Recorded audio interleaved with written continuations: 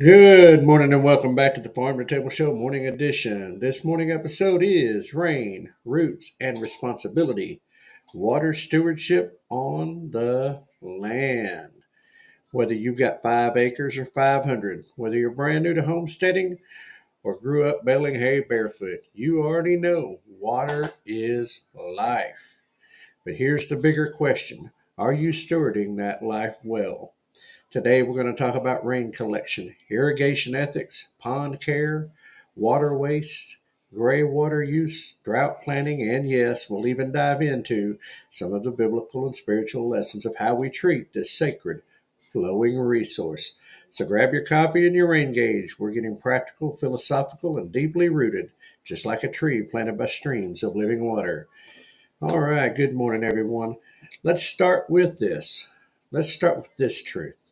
You can't grow a homestead without water. Not a garden, not a pasture, not livestock, and not a family. Water is the essential, and yet, is how often do we waste it? How often do we do that? I once had a beginner gardener proudly show me their new sprinkler setup. Full blast. Excuse me. Sorry about that. That's right. Running full blast at 3 p.m. in July. Half the water evaporating before it even touched the ground. I asked them if they considered drip irrigation or watering in the early morning, and they look at me like I had just handed them some kind of secret treasure map. But water stewardship isn't a secret, it's a responsibility. Even all the way back in Genesis, we read that streams came up from the earth and watered the whole surface of the ground. God designed water systems into creation itself, and as stewards of creation, we're called to manage them wisely, not just for ourselves, but those who come after us. Let's talk about catching the rain, literally. Let's get practical. If you want to steward water well, start with this. Catch the rain. That's right, catch the rain. A lot of people doing this. It's good stuff. I've been looking into it myself. Rainwater harvesting is one of the simplest, cheapest, and most effective ways to control your water supply. Whether you're using a 55-gallon barrel, which that's my recommended way, off your chicken coop, or a 5,000-gallon cistern off your barn, you are turning a free resource into future growth. Why harvest rainwater? It's naturally soft, great for plants. It reduces erosion and runoff. It cuts down on your municipal or well water use. In many places, it's legal and encouraged. Can you believe there's actually places where it's illegal? Crazy. Let's say something about that last one. Check your state and local laws, because I can't believe it. Some areas, though fewer every year, have restrictions on large-scale rain catchment. But most homesteaders can collect a modest amount with no trouble at all. I say it's rainwater. What's the problem is? But, some of them HOAs may not want that big tank up in the air. That's all sitting out there. Maybe that's all about it. I don't know. Anyway, beginner tip though, start with one rain barrel. Put it under a downspout, add a screen to keep out debris and mosquitoes. Use it to water your garden or maybe your orchard. And here's another tip. Install a multi-barrel or underground system with overflow piping, filtration, and gravity-fed irrigation line. You'll wonder why you didn't do it sooner. And yes, Scotty, make sure your system is rust-proof. Black plastic, the black barrel, make sure it's black because sunlight causes algae. I'll just say that. But anyway, yes. All right, let's move on now to gray water and the ethics of reuse. Let's take it a step further. What about the water we already used? That's right, I'm talking about gray water. Water from sinks, showers, and washing machines. Not sewage, just gently used. Gray water reuse can be a game changer on the homestead, especially in drought-prone areas. You can reroute laundry water to your fruit trees. You can filter shower water and use it in your flower beds. Done right, it's safe, sustainable, and smart. But it raises a big question, especially with stewardship. Do we think of water as disposable or as sacred? Proverbs says the wise store up choice food and olive oil. In our time, I'd say that includes water. Reuse when done responsibly is a reuse when done responsibly is a form of wisdom. Beginner tip: use biodegradable soap and try collecting laundry water in buckets for trees. Now, here's an advanced tip: you can install a gray water system with diverter valves and gravel mulch basins for safe irrigation. It's not just practical, it's powerful. That's one thing that I've been looking into is setting up gray water for those other purposes of water, because of where I plan to reroute my washing machine and everything. And plus, it just saves on for those of us who have a septic system like I do. It saves on the wear and tear on your septic system if you're not just flooding all that excess water in. Let the septic be what it is, and let it do its job, but save some of the pressure on it, some of the pressure on your lines. Uh, Anyway, and if you ever notice about lateral lines, like when people have septic, the grass grows real green there. It's real thick. Well, that's that water. If it's coming up, it's all the evaporation from the ground, and that's why it's green. Well, you can actually there's systems out there where you can divert your gray water into sprinklers, so it sprinkles your grass and keeps your grass green and all that stuff. So why not use those things? Now let's talk about a story about a pond. Heard a story about a man named, nope, anyway, we're going to talk about a pond. Story about an old cattle rancher had a pond that slowly silted.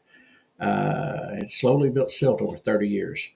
It looked pretty, even had frogs, but it held almost no usable water. Then one summer a drought hit hard and the cattle had no water. He ended up hauling water tanks for months. Um, Again, well, that's it. We'll get back to that. After he did the work, drained the pond, dug it out, resealed it, refilled it, and now every summer his cattle have cool, clean water, even when the creek beds dry up. Cool, clear water. Anyway, less stewardship often means doing the hard work now, so you're not scrambling later. Well, do we know what that feels like? So, if you've got a pond like I do, and might ask myself, is it the right size and depth? Is it clean and properly sealed? And do you manage runoff to avoid contamination? Is it just decoration or part of your sustainability plan? Now, I have to go back and kind of ask some of those. I know mine has gotten pretty silty. It's gotten pretty deep. I've been in the pond and it's got a lot of mud and runoff, and there's stuff honestly been thrown in there, I'm sure. So, I got some work to do, but that is exactly what it is, hard work. But we'll have to something to consider. Right now it's full, but we've had so much rain. We had our own little monsoon season going. But here's the beginner tip. Consider a small wildlife pond near your garden for pollinators and frogs. And if you're more advanced, build a spring-fed or rain catchment pond for livestock and fire protection. So that's what I want to work on, is some of my diversionary screen, because mine is fresh water. It doesn't have a creek running into it or anything like that. So it's all off of runoff and water, rainwater, and that stuff. But I do have a wellhead nearby. So spring fed, running it off the well could be a way of doing it. I don't know. I need to look into that. So see, I'm learning as we go too. All right. Now next is drip by drip irrigation. Let's talk about putting water where it counts. Sprinklers are fun. Does everybody remember as a kid running through the sprinkler when it was going in the yard? Yeah.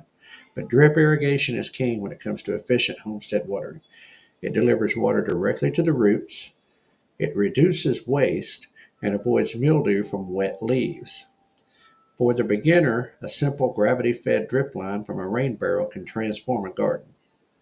For the experienced growers, zone-controlled irrigation systems with timers, sensors, and weather data can mean the difference between feast and famine in dry season. And let's say this loud and clear: don't water blindly. Just like feeding animals, watering should be intentional, not habitual. Learn your soil, watch your plants, and adjust with the seasons. Because stewardship does mean paying attention. Uh, Keith, back to gray water. I don't believe they're outlawed. I don't think they're illegal. Now, some HOAs and some municipalities, if you live in a city or whatever, may have some restrictions, but all the rest out here in the country, uh, that's how it goes. But there's a reason for the gray water. It just needs to be cycled out. But anyway, now let's talk about drought, lack of water, if you will. Sooner or later, you will face a drought. whether it's a dry spell or a full-blown regional crisis. How you prepare and respond will test your character and your systems. We've seen homesteaders sell livestock because their wells went dry. And we've seen gardens fail because folks didn't mulch or adapt. Guilty. And I've seen neighbors come together, share water, resource, and hope because their hearts were stewarded just as well as their land. So, the lesson: prepare now so you don't panic later. Build up organic matter in your soil because it holds water. Plant drought-tolerant perennials. That's some flowers you got to take care of. But here's one: set up backup tanks, barrels, and buckets, and learn to use less to get more. Remember the parable of the wise and foolish builders? The storm and the drought comes to both, but only one had a firm foundation. Okay, so let's talk about watershed. Let's look upstream a bit spiritually. From Genesis to Revelation, water flows through the Bible as a symbol of life, of cleansing, and blessing. God says you will be, in Isaiah, you'll be like a well-watered garden, like spring whose water never fails. And in John 4, Jesus tells the Samaritan woman, whoever drinks the water I give them will thirst. Water isn't just a natural resource, it's a spiritual metaphor, and how we steward it reveals something about our faith. Are we wasteful or grateful? Do we hoard or share? Now, I don't like the word hoard, but, stockpile. Do we prepare or presume? It's just like water, wisdom flows, but only where the ground is ready. But here, let's do some practical tips. Let's get into this. Tools and tips. We'll round out this quick list for both beginners and veterans. We'll start with the beginners. 5 water stewardship starters. Here we go, 5 starters. Install a rain barrel under a gutter. Water your garden in the early morning. Mulch heavily to retain soil moisture. Use a moisture meter before watering. And catch clean dish rinse water for flowers. Nothing wrong with that. Now let's get into the experienced homesteaders. 5 advanced moves. You can set up a zone-based drip irrigation system. Build or restore a pond for long-term supply. Or install first flush diverters on rain tanks. There we go. Reuse gray water safely with filtration. That's key to that there. That's filtration. And create swales or berms for passive water control.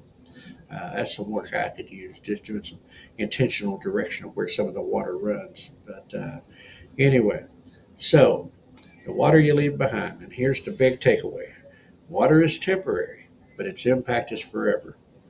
Every drop you save, every root you nourish, every pond you clean, it all speaks to a bigger truth that this land is not just ours to use, it's ours to care for. When your grandkids walk your fields, will they find cracked dirt or roots sinking deep into well-watered soil? When the rain stops falling, will your homestead stand? Because stewardship isn't just about now, it's about next. And as always, we believe here at the Farm2Table Show, we believe that stewardship is just another way to say thank you, Lord. Remember, build your barrels, mulch your rows, and check your leaks, because the land drinks what you steward. So, stay rooted, stay grateful. Faith, food, and freedom all start at home.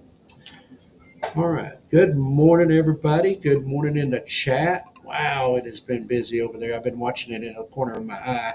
I looked over there and I got sidetracked too much. But let's start at the top. Good morning, Scotty. Good morning, Tracy and Tim. Oh, let's see. Good morning, Robbie. Glad to see you in this morning. There's David Lacey. Let's get started. All right. Let's see. There's Bro in as the Farm2Table Show. He's having his evening over in the Philippines. Let's see. Good morning, Joy Bartlett. Glad to see you in this morning. Let's see. Where are we at here? All right. Everybody's in. Everybody's saying good morning over there. Keith just said we're in monsoon season here in the Philippines. Rain collection is easy. Yeah. Good morning, Rebecca Touchbayard.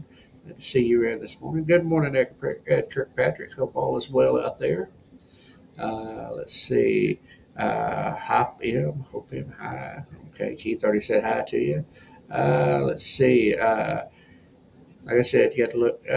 Keith mentioned drinking from a water hose was normal for me. You better believe it was, and we survived just fine. Thank you very much.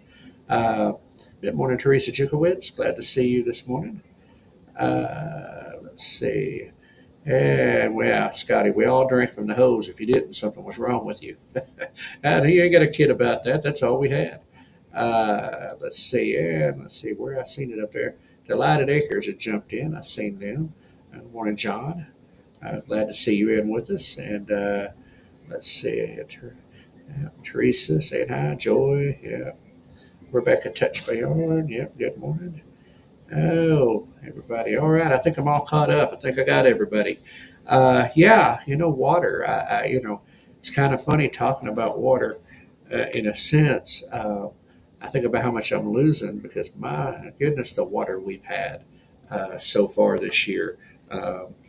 Jack, if he was here, I'm sure could tell you all about the flooding. Now, if you'll look on his thing, you'll see the pictures uh, that he had of the flooding out west. And I know that we've had flash flood warnings and the river's up real high. I know where I can see the runoff in several places on my property where it's running off. And I just think about how much of that water, if I, to be better managed or guided, my pond is full, needs to be cleaned. I'll admit that. I know that.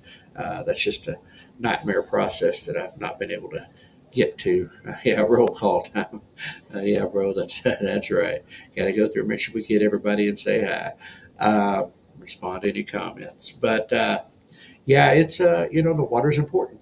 We need to manage it, and I was watching a video sometime back on rainwater catchment and talked about a roof, which, by the way, for rainwater catchment, it needs to be off a metal roof, not a shingled roof.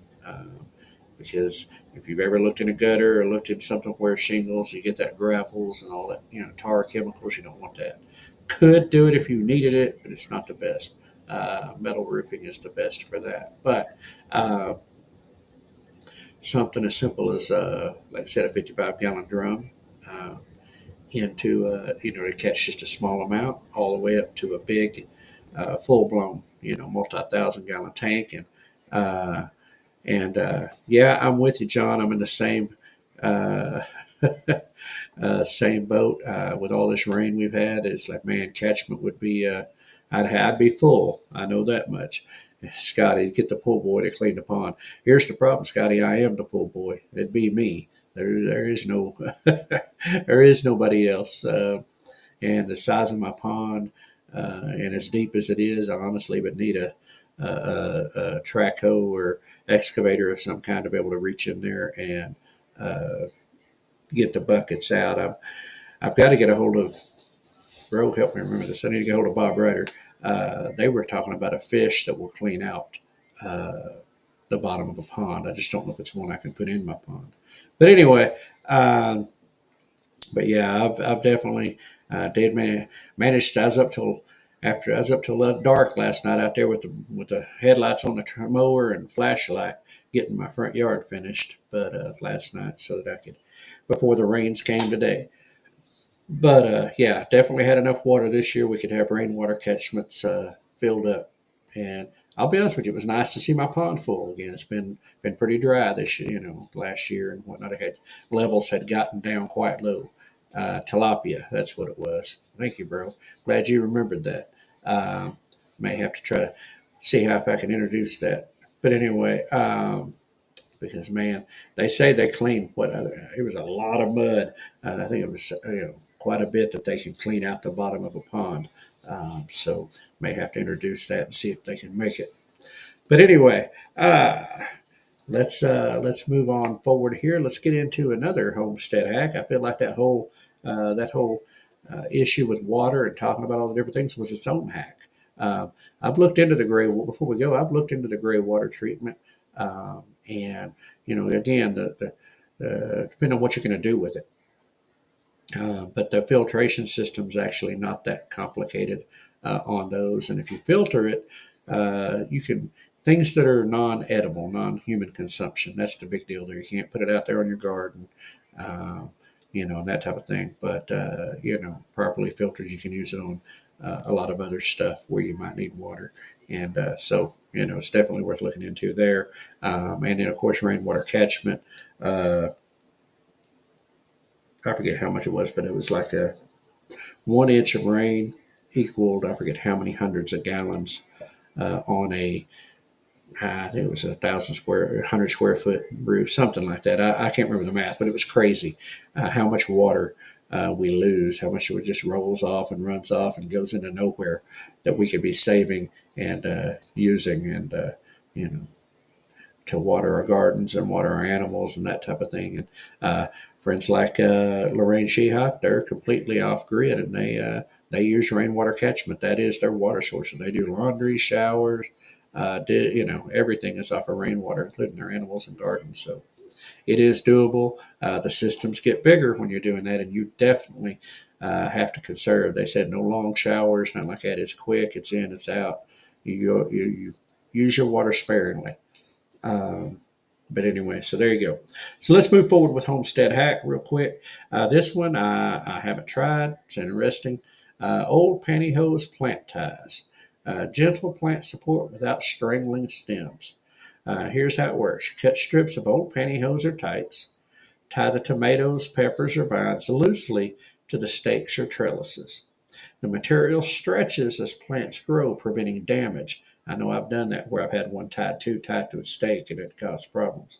Uh, and pro tip, this works way better than wire or cheap plastic ties. Interesting.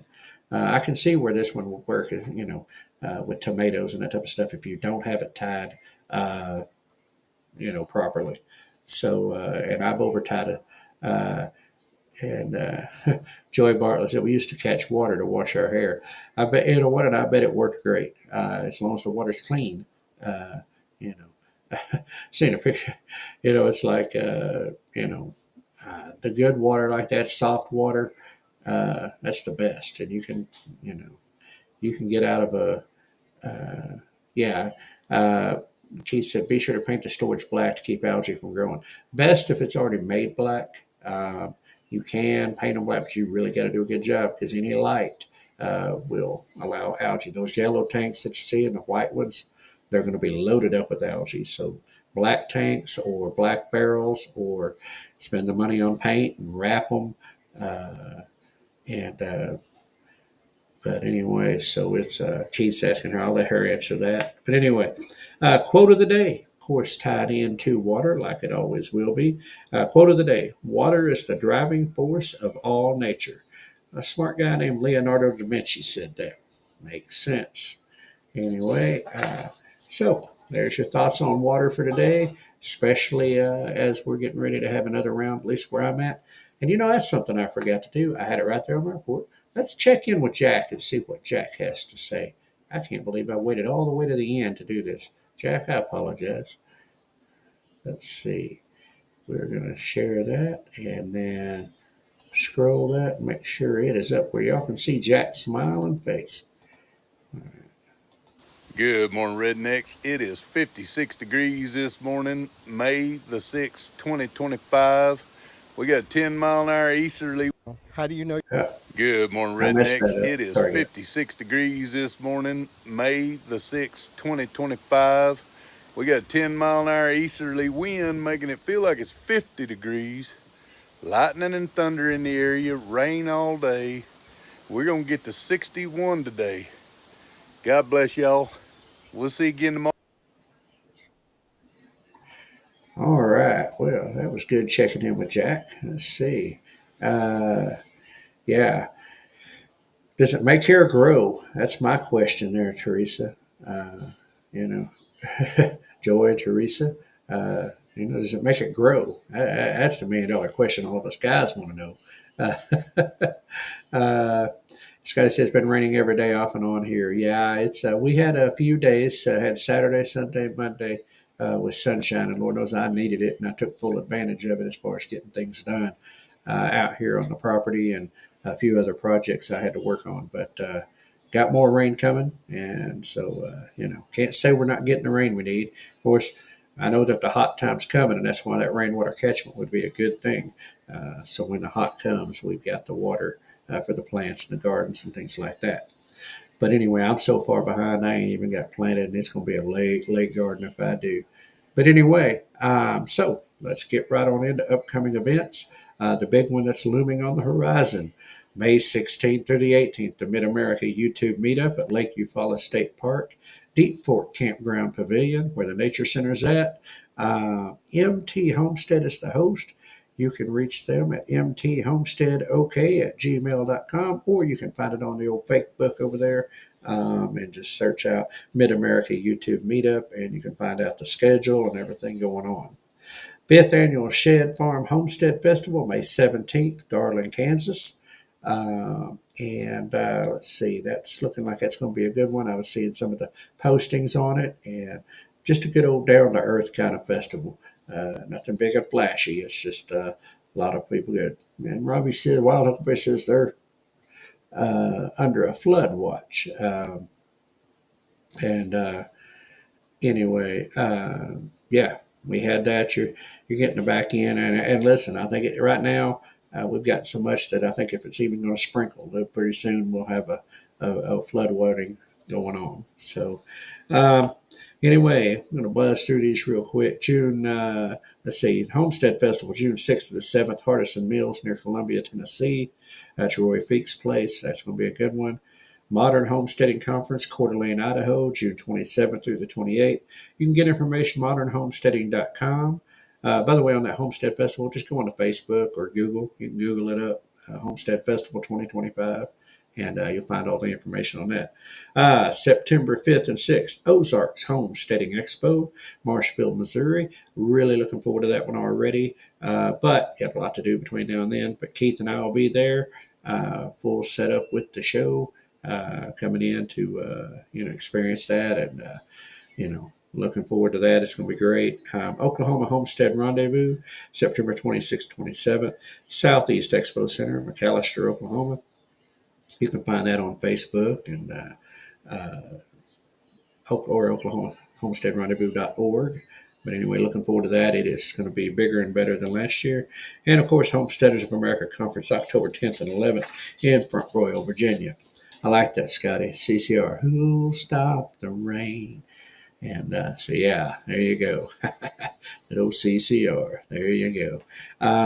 Well, don't worry, Scotty. It will stop, and then we'll all be asking for it back. So when it gets hot and there's no rain in sight. But anyway, so, yep, we're right there. Good time today. Hope the information, made think, rainwater catchment, kind of how we manage our water. I know I've not been real good with it this spring because, boy, I was not prepared for the volume of rain that we were going to get. But we've survived it. Like I said, I've got runoff water and seepage, and I had water standing in places. So definitely going on. But anyway, just to think the fact that we need to be better managers of our water, whether it's municipal water, whether it's well water, and then, of course, most importantly, nature's water, because even all the tips we were getting about hair and how good it is, might go back to it, folks. Might go back to it. I remember we had a well when I was a kid, and that was some of the softest water. You could take a shower and step out and practically be dry. And good morning, Janae. Glad to see you in. Hope you all are doing well out there. And sorry, folks. We have had, with all the working and all the rain, we have had so many ticks. It is unreal. And I just had one jump on me right here on my desk. That must have traveled in. Anyway, sorry. Hey, there we go. A little live action right there. But anyway, so again, everybody out there, with the rains coming in and the floods, in all seriousness, and yeah, Teresa said we're showing our age. Yeah, we all are. We all are, and when we know some of those old songs. But anyway, so listen, we are up against it. I've got to get out of here and head on off to work, like many do today. At least it's looking like today was live. Tomorrow's up in the air. They may change the time. So Thursday's looking positive, and I don't know about Friday yet. But I'm hopeful to be live. The Marine mentality, always be prepared. That was Boy Scouts, wasn't it? Just messing with you, Scotty. Yeah, always be prepared. And when When that fails, blow it up. That's the Marine mentality, Scotty. But anyway, no, just kidding around. Appreciate that comment. But anyway, that is a wrap for today on the Farm to Table Show Morning Edition. Thanks for joining us as we strive towards building stronger communities for now and in the future. If you enjoyed today's episode, and I hope you did, don't forget to hit the old like button. Give us a thumbs up right there. Subscribe to our channels on Facebook, YouTube, X, and Rumble, and share it with your friends. Share. Hit the share button. That's how we get the word out. That's right. That is our bodyguard, Scotty. That's right. He's Mr. Security right there. Anyway, by doing all those things, it is the best way to stay connected, help grow the conversation about food, farming, and community. So until next time, everybody, which will be tomorrow, Lord willing, 6 a.m. right here. Keep your roots deep and your vision growing. Good food and good community starts with great people just like you. And remember, we are hashtag stronger together, hashtag think outside the big box stores, shop local. Bro, you need to get your spell check going. Missing an E, and we got show local, not shop. I don't know. That's it. Anyway. Anyway, appreciate you putting it up there, bro. Appreciate the effort. I do. Glad to have it. It's great having you in with me in the mornings. But anyway, so till next time. Well, we already did that. Go on today. Hope you have a sense of humor today, because right now it's all about laughing. Be a blessing to someone today, even if it's just a smile, a kind word. Whatever it is, be a blessing to someone. Spread positivity. Spread the love of the Lord, and be a light in this community. Anyway, folks, we will see you all on the other side. And as Keith said, hashtag stop it already. Referencing an interview we did with a brief interview we did with Doug from Off Grid with Doug and Stacy. Check that out on the old channel. But anyway, folks, appreciate you being in with us. Hope you liked it. Hope you enjoyed it. And we will see you all tomorrow. And we're going to hand this over to Hank to get me on out of here so that I can stop it already. No humans were harmed in the production of this podcast.